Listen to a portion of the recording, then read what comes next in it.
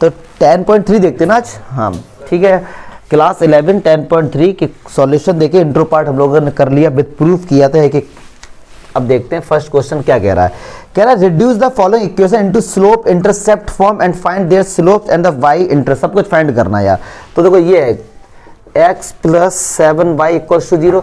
अब जो भी 10.3 में जो भी लाइन की इक्वेशन मिलेंगे वो इस फॉर्म में मिलेंगे आपको, ax plus by plus c equals to 0, इस फॉर्म में आपको मिलेंगे, ठीक है। और ए बी सी हमारे रियल नंबर्स होते हैं। चलिए अब कह रहे हैं इसमें स्लोप इंटरसेप्ट फॉर्म में कन्वर्ट करना है, मतलब इस फॉर्म में ये इक्वेशन गिवन है, इसको कन्वर्ट कर दो कैसे भी करके, y equals to mx plus c। तो जो m ये हो जाता है हमारा स्लोप इंटरसेप्ट फॉर्म, कैसी, y इंटरसेप्ट। c क्या होता था कि इसने y एक्सिस को जहां पर कट किया है, m क्या होता था, स्लोप होता था। तो ऐसे केस में y को एक तरफ रखो, बाकी सब एक तरफ, तो 7y equals to minus x, तो y equals to minus 1/7x plus 0, yes और नो, क्लियर है।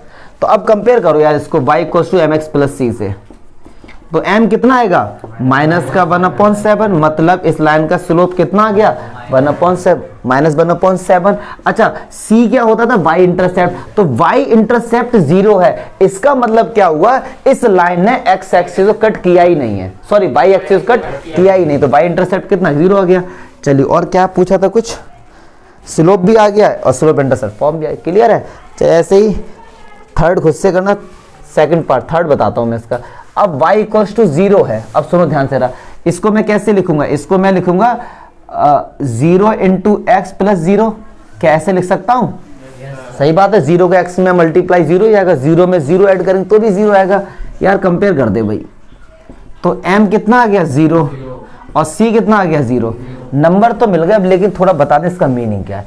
एक लाइन है इस फॉर्म में, उसका स्लोप क्या है, 0 है, और y एक्सिस को कट भी नहीं किया है, तो पक्की बात है कि वो किस y0 किस पर होता है, x एक्सिस पर होता है, और m 0 है, क्या m को tan थीटा लिखते हैं, और tan थीटा 0 आ गया, मतलब थीटा कितना आ गया, 0 आ गया, मतलब ये x एक्सिस, तो ये लाइन इसी के ऊपर है, यस और नो, पक्की बात है। लेकिन अब आप कहेंगे सर ये लाइन कट कर तो रही है, y एक्सिस कर तो रही है, सही बात है, लेकिन 0 ही तो होता ही है, ठीक है, तो y की वैल्यू हमेशा इस पे 0 रहेगी, क्लियर है। तो ये तो सिंपल सा था।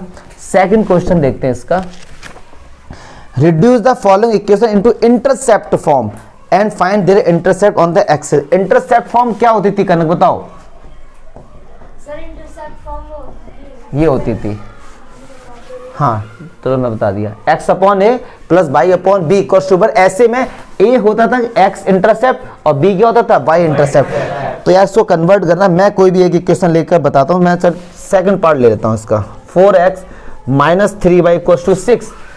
यार RHS में कितना होता है, 1 होता है, पक्की बात है, तो 6 से हम लोग डिवाइड कर देंगे और इधर भी हम लोग डिवाइड कर देंगे, तो ये कितना आ गया 4x upon 6 minus 3y upon 6 equals to 1। अच्छा फिर हमने देखा, देखो हम इस फॉर्म में कन्वर्ट कर रहे हैं, तो यार एक चीज दिमाग में रखो, जैसा यहां पर है वैसा ही हम यहां पे करेंगे। RHS बनता तो RHS बन बनाया, फिर देखा यार x का कोफिशिएंट क्या 1 है, तो यहां पे x का कोफिशिएंट क्या 4 है, तो इस 4 को हटाना भी है, लेकिन ऐसा हटाना है कि कोई फर्क भी ना पड़े, तो क्या इस 4 को नीचे नहीं लिख सकते, क्योंकि ये 4 जाएगा तो ऊपर ही, यस और नो। ऐसे ही हमने यहाँ से 3 को हटाया, जाएगा इस तरफ, तो बस अब कंपेयर कर दो, ये कितना हो गया, a हो गया 6/4, कट कर दो 3/2, और अच्छा सुनो यहाँ प्लस होता है तो यहाँ प्लस लगाएंगे, इसको माइनस कर देंगे, तो हमारे पास b कितना आ जाएगा, माइनस का 6, तो ये कितना आ जाएगा, माइनस का 2 हो जाए, क्लियर है। चलो हटाओ से,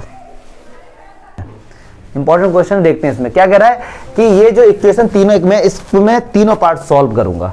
कह रहे हैं कि इसको नॉर्मल फॉर्म में कन्वर्ट करो, perpendicular distance from the origin बताइए, वो सब चीजें हमको फाइंड करनी है। तो अब सुनो जरा, ये किस फॉर्म में इक्वेशन गिवन है, ax plus by plus c, इस फॉर्म में सारी इक्वेशन गिवन है, ठीक है। हमसे कह रहे हैं नॉर्मल फॉर्म में कन्वर्ट करो, तो जरा रिकॉल करा दो नॉर्मल फॉर्म क्या होती थी। ये एक लाइन है, इस लाइन ने पॉजिटिव x एक्सिस के साथ ओमेगा एंगल बनाया, ये डिस्टेंस कितना p है, तो इस लाइन की इक्वेशन फाइंड करनी होती थी, क्या होता था x cos ओमेगा। तो इसको इस फॉर्म में कन्वर्ट करना है, यही तो है ना हमारा मीनिंग। ये इक्वेशन इसको नॉर्मल फॉर्म में कन्वर्ट करना है।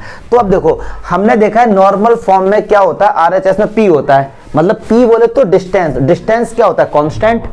यस और नो, बात समझ आ रही है। तो सेम प्रोसेस हम यहां पर करेंगे कि जो ये +8 कांस्टेंट है उसको इस तरफ लेके जाएंगे। क्लियर है? ठीक है। अब डिस्टेंस कभी भी नेगेटिव नहीं होता है, तो मैं इस माइनस साइन को हटा के इधर मल्टीप्लाई कर दूंगा, तो ये प्लस का हो जाएगा और ये माइनस का हो जाएगा। यस, इसको दो तरीके से बताऊंगा, एक सबसे सिंपल मेथड। अच्छा, अब ये हमारे पास ये इक्वेशन और ये इक्वेशन देखिए सेम ही तो है। अब क्या करना है आपको, दोनों तरफ नहीं, ये प्लस का 8 था डियर, इधर गया तो माइनस का 8 था, लेकिन ये किसको रिप्रेजेंट करेगा, डिस्टेंस को, और डिस्टेंस कभी भी क्या नहीं होती है, नेगेटिव नहीं होता। तो मैंने इस माइनस को हटा के इधर मल्टीप्लाई कर दिया, ये प्लस का था माइनस का हो गया, माइनस का था प्लस हो गया। अब एक सिंपल तरीका बता दे, फिर आपको नॉलेज वाली बात भी इसमें बताऊंगा। क्या करना होता है, इस टाइप के हर टाइप ऐसे जो भी क्वेश्चन आएंगे सब में काम किया करो कि x का कोफिशिएंट क्या है, -1 का स्क्वायर 1, इसका कोफिशिएंट क्या है, √3 का स्क्वायर 3, √4 आ गया, √4 का दोनों तरफ डिवाइड कर दो। क्यों करते हो एक एक करके बताऊंगा, पहले समझो नंबर वाली बात, फिर नॉलेज वाली बात बताऊंगा। तो ये 2 हो गया ना, 2 का भैया इधर भी डिवाइड कर देंगे और इधर भी डिवाइड कर देंगे और इधर भी डिवाइड कर देंगे। और हमने पढ़ा है मैथ्स में हमने पढ़ा है जो काम भैया LHS में किया है वही RHS में किया, तो कोई भी फर्क नहीं पड़ता। बस लॉजिक ये कि किसा 2 का ही क्यों, वो भी बताऊंगा मैं आपको। चलिए अब इसको क्या मैं ऐसे लिख सकता हूं,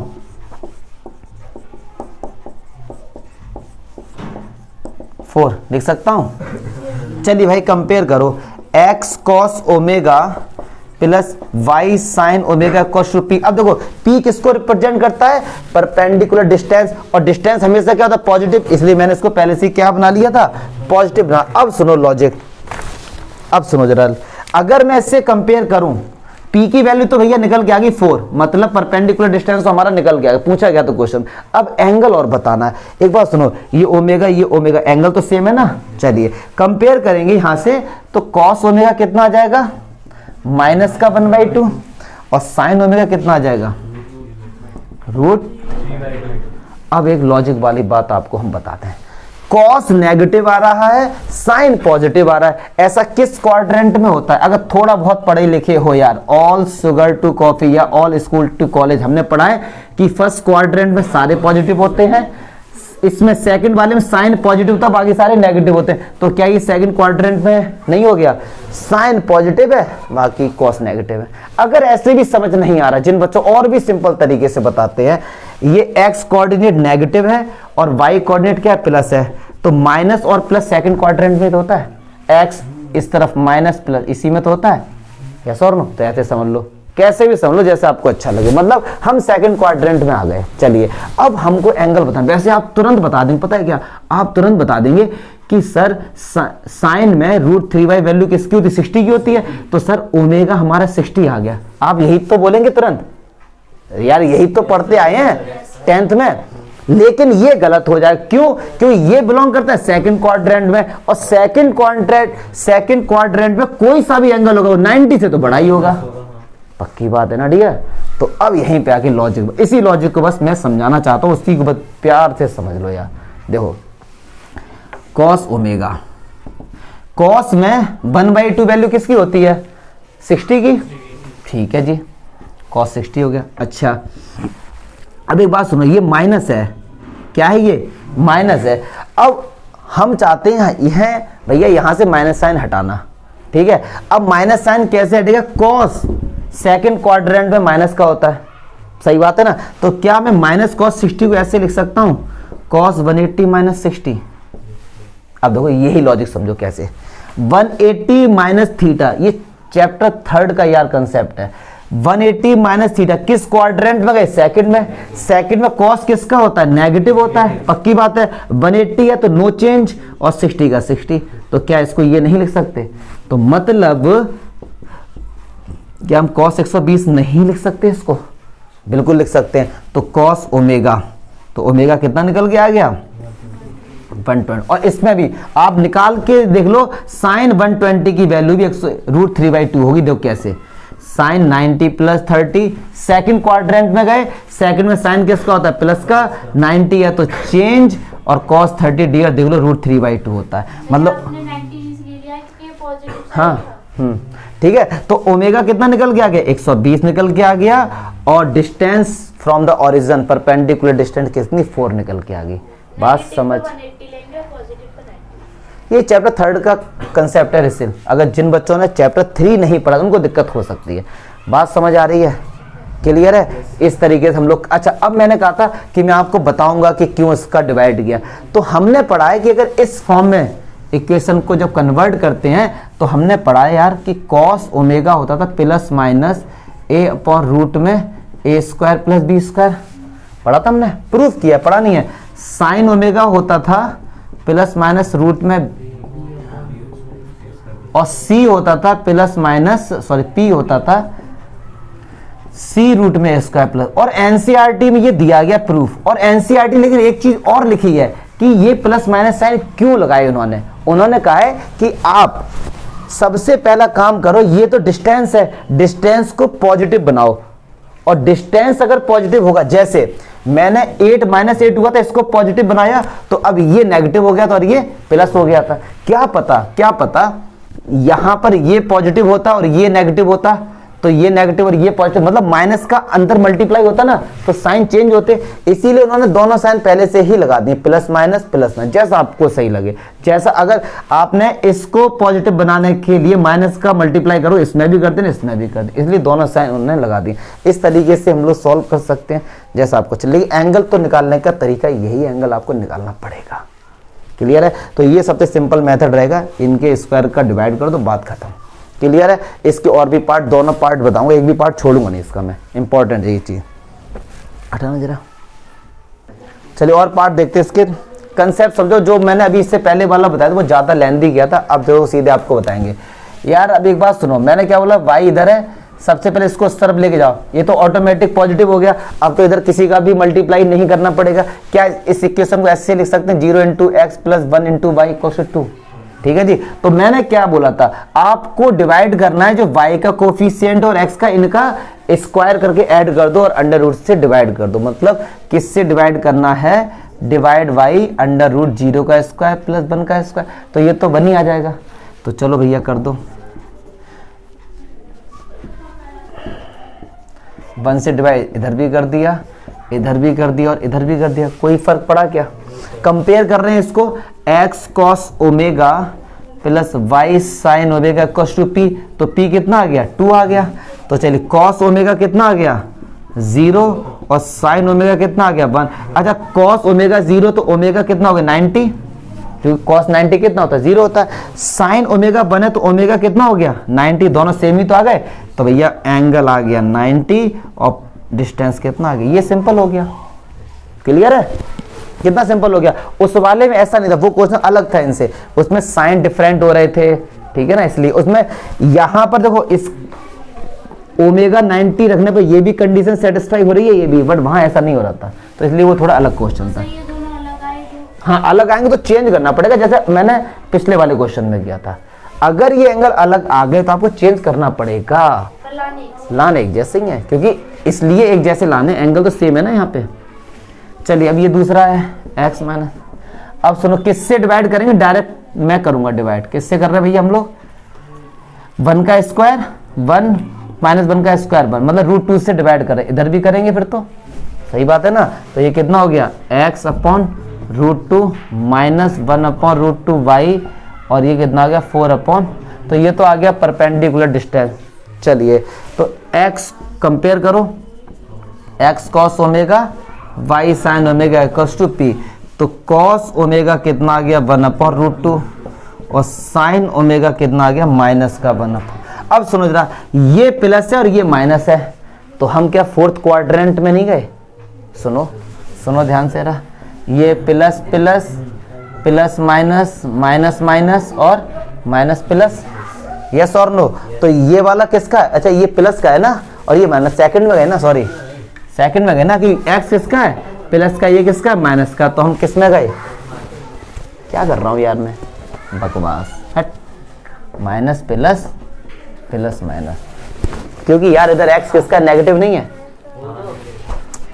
चलो समझो, तो ये हम किस में चले गए फिर भैया, फोर्थ क्वाड्रेंट में। क्यों, अब सुनो ध्यान से, ओमेगा में अगर कॉस ओमेगा 1/√2 है तो ओमेगा तो 45 हो गया, देखो ना, क्योंकि कॉस 45 की वैल्यू क्या होती है 1, लेकिन साइन 45 की वैल्यू 1/√2 माइनस में नहीं होती है। अब करें क्या, तो मैंने क्या देखा कि ये प्लस साइन है, ये माइनस साइन है, हम किस में चले गए भैया, फोर्थ क्वाड्रेंट में। पक्की बात है ना, और ये एंगल तो 45 हो ही नहीं सकता, क्योंकि फोर्थ क्वाड्रेंट में जो भी एंगल आएगा 270 से बड़ा होगा, 360 से छोटा होगा। अब बस यार यहीं पे हमारा लॉजिक है, और उसी लॉजिक को हम लोग देखते हैं। देखिए साइन ओमेगा कितना है, माइनस का 1/√2 है। चलिए देखिए, अच्छा साइन ओमेगा ये माइनस का 45 हो गया।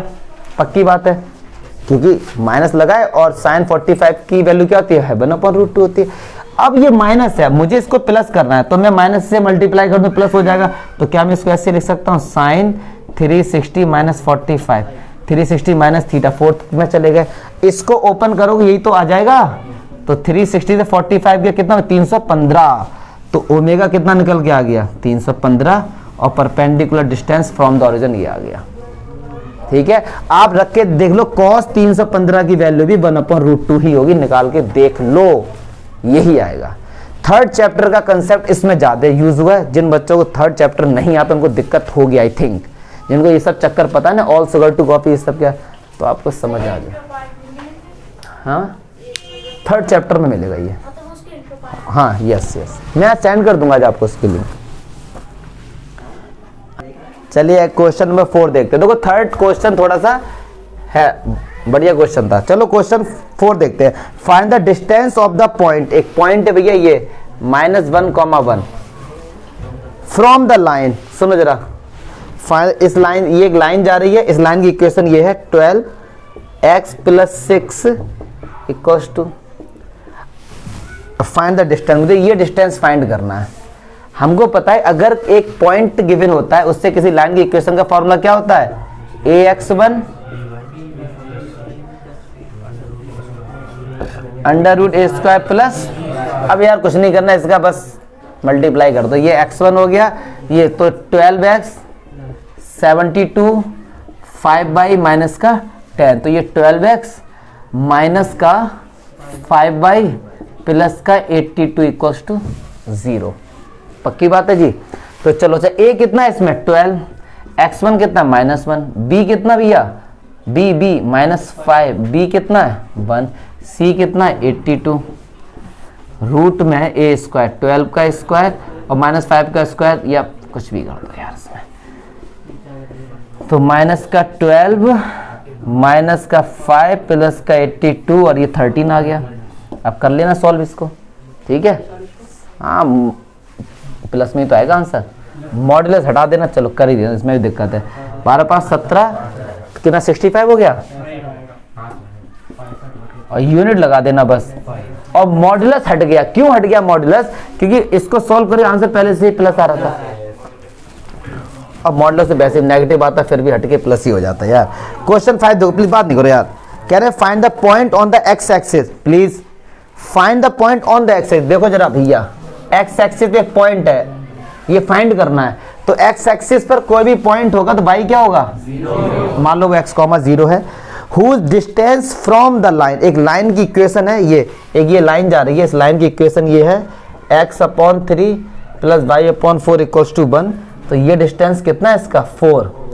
तो हमको x की वैल्यू फाइंड करनी है, हो जाएगी यार, सिंपल है। सुनो जरा, अब ये सुनो ना, सुन ले यार। ये मान लो x1 y1 है, ये हमारे पास d दिया गया। अब ये जो इस वाले फॉर्मूले को अगर हम अप्लाई करते हैं, तो ये जो फॉर्मूला अप्लाई होता है तब अप्लाई होता है जब लाइन की इक्वेशन इस फॉर्म में हो, यस और नो। तो इसे कन्वर्ट कर देंगे, x/3 + y/4 = 1। एलसीएम कितना है 12, तो 4x + 3y = 1, तो 4x + 3y - 12 = 0। ठीक है भैया, अब वैल्यू पुट कर दो, d = d कितना है 4, ax1 तो 4 × x, by1 प्लस का ये -12 दिया गया, अपॉन रूट में 4 का स्क्वायर और 3 का स्क्वायर। क्लियर है? तो ये 4x माइनस 12। अच्छा भैया, अच्छा क्वेश्चन है। रिजल्ट देखो जरा, अच्छा क्वेश्चन है ये। मॉडुलस जब भी हटता है 5 कैसे? 16 और 9 25। सुनो, मॉडुलस जब भी हटता है प्लस माइनस आता है, सब बता चुका हूँ क्यों आता है। तो 4x माइनस 12 अपॉन 5। तो यार एक बार प्लस लेके x का आंसर आएगा और एक बार माइनस लेके, दो आंसर आएंगे इसमें। क्लियर है? क्लियर है, पक्की बात है, देख लेना। चलो हटाओ इसे। कितना क्वेश्चन है इसमें टोटल? क्वेश्चन नंबर 6 देखते हैं। कह रहे हैं find the distance between two parallel line. देखो पहला वाला तो फर्स्ट पार्ट तो सिंपल है, सेकंड बताऊंगा इसमें वेरिएबल का यूज किया गया। सेकंड देखो, l x plus y plus P equals to 0, L x plus y minus R. अब इनके बीच में, और ये दोनों लाइन आपस में क्या है? पैरेलल हैं। तो चलिए पहले तो मल्टीप्लाई करें, L x plus L Y plus P equals to 0, L x plus L Y minus. अच्छा, क्या ये equation A X plus B Y plus C की फॉर्म में है? जब इस फॉर्म में होता था तो डिस्टेंस क्या होता था? C1 माइनस C2 रूट के अंदर ए स्क्वायर प्लस बी स्क्वायर। तो चलिए C1 तो ये रहा P माइनस C2 कितना है? माइनस कार है, तो ये किसका हो जाएगा? प्लस कार हो जाएगा। ए स्क्वायर कितना? L square. बी भी कितना है? L square. तो ये हो जाएगा P plus R 2l square, और रूट से l क्या आ जाएगा भैया? बाहर आ जाएगा। तो ये हो जाएगा P plus R l root 2। तो इसको ऐसे भी लिख सकते हैं, रूट 2 को बाहर लेके। हाँ तो चेक करो, मुझे नहीं लगता कोई भी इसमें दिक्कत होगी, पक्की बात है ना? ठीक है, सही होगा। जल्दी देखो, जल्दी देख लिया करो। ठीक है ओके। 7 देखते हैं, 7 से बात नहीं करो, 7 देखते हैं जरा। कनक 7 देखते हैं, आ जाओ। इसमें क्या कह रहा है? कहाँ गया?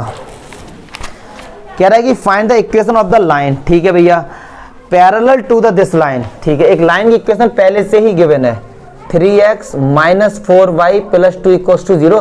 कह रहे हैं एक लाइन की इक्वेशन फाइंड करो जो इसके क्या है? पैरेलल है। मतलब ये रही भैया, इस लाइन की इक्वेशन फाइंड करनी है। And passing through the points -2, 3। और जो ये लाइन है ये इस पॉइंट से होती हुई जा रही है। पता है ये लाइन इसके पैरेलल है, इसका मतलब गिवन क्या है? इन दोनों लाइन का स्लोप सेम है। पक्की बात है ना? अगर दो लाइन आपस में पैरेलल है तो सुनो, अब ये लाइन इस पॉइंट से होती हुई जा रही है, तो किसी भी लाइन की इक्वेशन अगर वो किसी एक पॉइंट से होती हुई जाती है तो क्या होती है? यही तो होती है। तो इसको ले लो x1, इसको ले लो y1, तो y minus 3m x plus 2, बस m और निकालना है। तो जो इसका स्लोप होगा वो इसका स्लोप होगा। तो इसका स्लोप कैसे निकालेंगे? y को एक तरफ, बाकी सब एक तरफ। तो 3/4x 2/4 equals to y। Yes और no? y equals to mx plus c। तो m क्या होता था? तो बस भैया रख दो यार, यहाँ पे कैलकुलेशन खुद से करो। ठीक है जी, कोई डाउट नहीं होना चाहिए, बच्चों वाले क्वेश्चन है ये। चलो यार, अरे देख लो भाई, 8 देख लो, क्वेश्चन नंबर 8 कह रहे हैं कि find the equation of the line. ठीक है, लाइन की इक्वेशन फाइंड करनी है perpendicular to the this line. कोई भी एक लाइन है, ये जा रही, उस लाइन की इक्वेशन गिवन है, क्या है? x minus 7y plus 5 equals to 0 and having x intercept. x intercept मतलब x से 3 यहाँ पर एक लाइन है जो इस पॉइंट से होती हुई जा रही है और इस वाले के क्या है? परपेंडिकुलर। तो इस लाइन की इक्वेशन फाइंड करो l की। चमका। x इंटरसेप्ट का मीनिंग उन्होंने कहा कि x इंटरसेप्ट 3 है, मतलब ओरिजिन से पॉजिटिव x पे ये डिस्टेंस कितना? 3 है। तो इस पॉइंट के कोऑर्डिनेट 3,0 होंगे। पक्की बात है। अब -3 बोला तो x के इस तरफ ले लेते हैं। ठीक है भैया, तो कोई भी लाइन की इक्वेशन अगर वो किसी एक पॉइंट से जाती है तो क्या होता है? y माइनस y1 बराबर m x माइनस x1। तो y माइनस y1 0 है, m पता नहीं, x माइनस 3। लाइन की इक्वेशन आ गई। अब कायदे में m ही तो फाइंड करना है। अच्छा, ये दोनों लाइन आपस में क्या है? तो इनके स्लोप का प्रोडक्ट -1 होगा। पक्की बात है ना भैया? तो इसका स्लोप निकालो यार पहले। x plus 5 equals to 7y, 7 से डिवाइड कर देंगे तो इस लाइन का इसका स्लोप कितना आ गया 1/7, और इस वाली लाइन का स्लोप मान लो m है, इनका प्रोडक्ट करें कितना आएगा -1, m कितना आ गया, तो बस यार यहाँ पे 7 रख देना माइनस का। क्लियर है, पक्की बात है। चलिए क्वेश्चन नंबर 9 देखते हैं।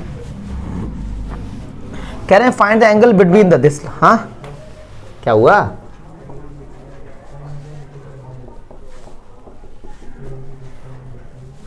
ये अच्छा क्वेश्चन है। कह रहे इन दोनों के लाइन है आपस में इंटरसेक्ट करें, जो भी कुछ है इनके बीच में एंगल फाइंड करना है। यार दो लाइन में एंगल का केवल हमको एक ही फॉर्मूला अभी तक हमने पढ़ा है, वो होता था tan theta equals to m2 minus m1 1 plus m1 into m2। Clear है। दो, अब स्लोप कैसे निकाले, m2 मान लो इस लाइन का स्लोप है, m1 इस लाइन का स्लोप है, अब हम लोग m कैसे निकालेंगे। यार वही एक ही तरीका बार बार अपनाएंगे। देखो जरा, बस एक तरफ कर दो इसको, √3x ये उस तरफ जाएगा, y इक्वल्स टू माइनस का √3x प्लस का 1, तो इसका स्लोप कितना हो गया -√3। ऐसे उसका अगर मैं निकालूंगा तो √3y इक्वल्स टू माइनस का x प्लस का 1, तो माइनस का 1/√3। क्लियर है, बात समझ आ रही है भैया। ठीक है, तो ये पहले इसको m1 ले लो यार, इसको m2, या इसको m2 इसको m1, कुछ भी ले सकते हो। तो चलो वैल्यू पुट करते हैं। tan theta equals to modulus क्यों लगाते हैं, हमको पता है एक्यूट एंगल की बात करते हैं, और tan थीटा एक्यूट में पॉजिटिव होता है। tan थीटा क्या, सारे एंगल 0 से 90 में पॉजिटिव होते हैं, इसलिए हम लोग मॉड्यूलस लगाते हैं। m2 कितना, माइनस का 1/√3, और फॉर्मूले में होता है माइनस, तो ये भी माइनस का तो प्लस का हो जाएगा, √3 1 प्लस माइनस का 1/√3 और माइनस का। क्लियर है, यही तो होगा, कोई डाउट है तो बताओ, पक्की बात है। चलिए अच्छा, तो tan थीटा, अब यार थोड़ा सा इसको सॉल्व करेंगे ना, चलिए देखते।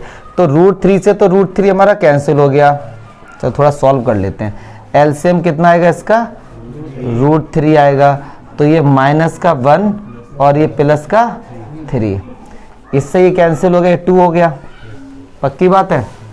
तो यार tan theta equals to minus का 2/√, एक सेकेंड, 2 से 2 कैंसिल हो गया, tan थीटा कितना निकल गया 1/, और यार हमको पता है, क्या पता है, मॉडुलस जब भी हटता है क्या आता है, तो अगर एक बार प्लस लोगे, अगर आपने प्लस लिया तो थीटा हमारे पास कितना आ जाएगा 30, और जब और थीटा एक बार माइनस ले लो, डायरेक्ट ही कर देते हैं, माइनस लोगे तो सोचना ही नहीं है, थीटा 150 हो जाएगा। क्यों, 180 से माइनस कर देते हैं, सिंपल सा। ठीक है, क्लियर है। हाँ, अब आप क्या बोले थे, 2 कैसे आया, ठीक है। तो चलिए इस पार्ट में एक और क्वेश्चन देखेंगे, 10, क्वेश्चन नंबर 10 देखते हैं। कह रहे the line through the point this, एक लाइन है इन दोनों पॉइंट से होती हुई जा रही है h,3 और 4,1, और intersect the line at right angle, और एक दूसरी लाइन है, इस लाइन की इक्वेशन ये रही, इसको भैया राइट एंगल पे कट करें तो h की वैल्यू फाइंड। अरे यार इस लाइन का स्लोप निकाल सकते हैं, इस लाइन का दोनों का प्रोडक्ट कर देगा -1, h की वैल्यू आ जाएगा, तो इस लाइन का slope y2 minus y1 upon x2 minus x1। इस लाइन का स्लोप निकालो तो 7x plus 19 equals to 9y, और तो इसका स्लोप कितना हो गया 7/9, इन दोनों का मल्टीप्लाई करेंगे, आंसर कितना आएगा, इस लाइन का स्लोप ये आ गया, इस लाइन का स्लोप यहाँ से आ गया, कर देना, h निकाल लेना यार केवल, तो इसमें कुछ नहीं करना था। क्लियर है,